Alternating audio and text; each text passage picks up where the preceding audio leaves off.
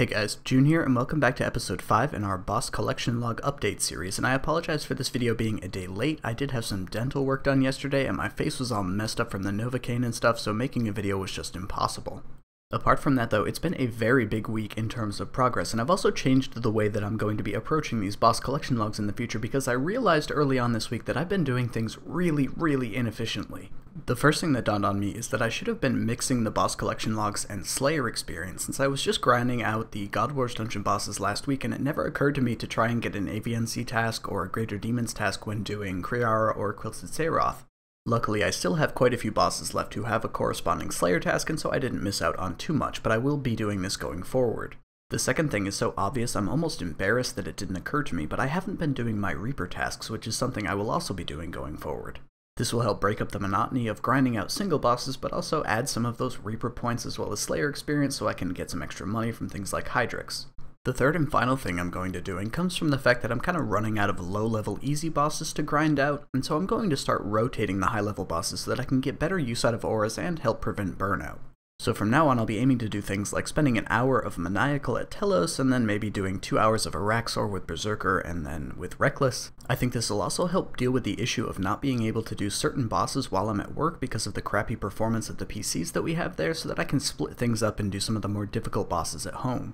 In any case, I think this will definitely liven things up moving forward, so without any further ado, let's take a look at the progress that we made this past week. Again, I apologize for some of the low quality screenshots that were taken from work, but on Monday I started off by grabbing a Soul Devourer's task and grinding out Magister. Within just a few kills, I picked up the Magic Pet Drop, which is awesome because I was already 200 mil XP in Magic, and it felt pretty wasteful training Magic when I still had defense XP left I could be earning. Fast forward another 50 kills or so, and we hit some wild RNG and get a Gloves of Passage drop and finish off the Magister title. Even though I already had the pet from Insane Final Boss, this was a crazy lucky boss collection log. It literally only took us 67 kills in total to finish this boss collection log, and although the rune metrics has me earning about 50 mil, about 40 of that comes from Gloves of Passage, which actually only sell for like 10 mil. I'm really quite happy that we finished this boss in particular so quickly, because on average it seems like doing Magister is money lost given the price of keys and the really low price of the weapons and the Gloves of Passage at this point.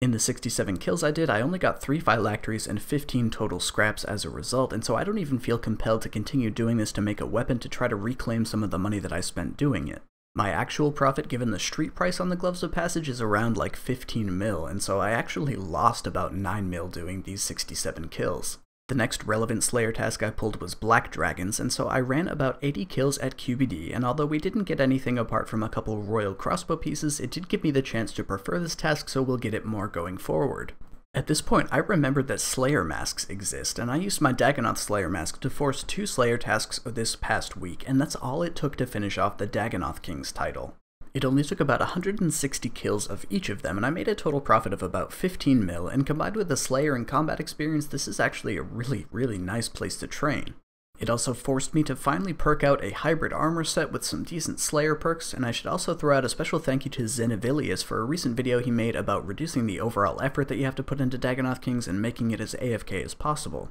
I used a very slightly modified version of his Revolution bar, and I think most of you guys will probably appreciate it too, so I'll drop a link to that video in the description. From here I got a bit bored and decided to do an hour of Greg on Vamp, and I pulled a Shadow Glaive relatively quickly, as well as the ranged pet which I unfortunately forgot to screenshot. Again, I'm quite excited to have finished that pet off since I was 200 mil ranged as well, and now I can go back to training defense XP. And on top of this all, I finally pulled a Dormant Body drop and finished off the Vindicta title that we basically accomplished in the last stream. This took me to the end of the work week and allows us to cross another 3 titles off of our collection list. Once the weekend hit, I totally capitalized on all the bonuses that were added for Combat Weekend, first with selecting your Reaper assignment where I pulled my first ever Fang drop. I got it while doing ranged kills of all things, and although it seems unlucky to only get 1 Fang in about 1200 Rax KC, I'm actually quite happy that it happened now, because when I did the bulk of my KC, Fang was either losing money or no profit whatsoever, and now it's about 100 mil. I feel like this makes some really good progress on the Araxi drop log, along with the top leg piece that I had sitting in my bank from long ago.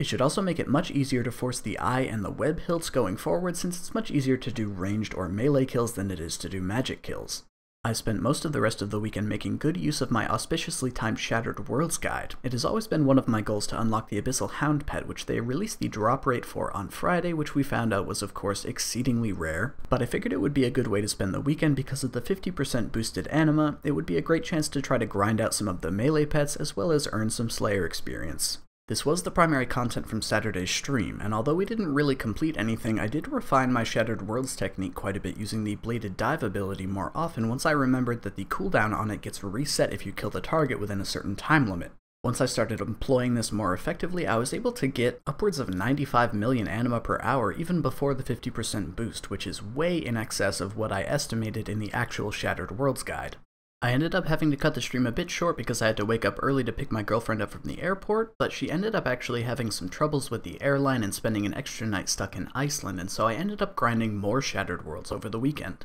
Relatively early on the next day, I did manage to pick up the Attack pet, which I was again excited about because it's another of my 200 mil skills. Not long after that, I picked up the Strength pet as well while running Worlds. All told, I'd have to say this has got to be one of the best places to grind out combat pets given the XP. This is my total gains from over the weekend, with over 17 million Strength XP and 18 million Slayer XP just from the lamps. Keep in mind this doesn't even actually account for all the experience, since I'm already 200 mil in attack and I spent a fair amount of time focusing on gaining XP there in an attempt to get the pet. Then finally, on Sunday morning around 8 AM, I unlocked the Abyssal Hound pet with a total gain of about 1.95 billion anima.